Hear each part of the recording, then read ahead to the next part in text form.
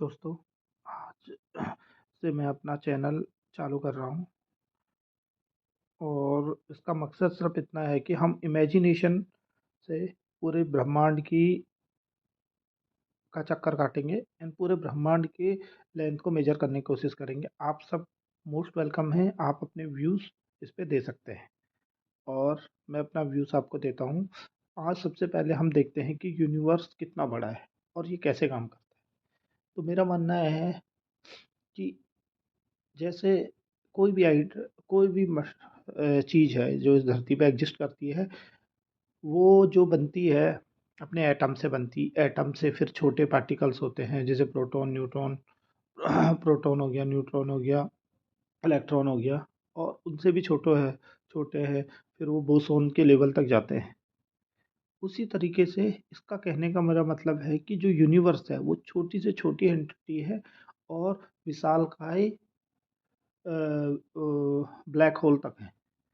और हम छोटी से छोटी एंटिटी से लेकर उतने बड़े ब्लैक होल जो जिस पूरी चीज़ में एग्जिस्ट कर रहे हैं और वो इतनी दूरी पे हैं, तो आप इस यूनिवर्स, इस ब्रह्मांड की विशालता का अनुभव कर सकते हैं।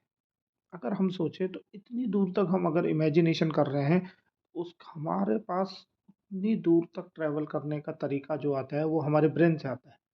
इसका मतलब है कि हमारा जो ब्रेन है वो कहीं न कहीं इस पूरे यूनिवर्स में किसी न किसी चीज़ से कॉन्टैक्ट में रहता है। और जब हम कॉन्टैक्ट रहता है तो ये एक सिग्नलिंग है जिसे हम लोग एक दूसरे के साथ कॉन्टैक्ट में रहते हैं।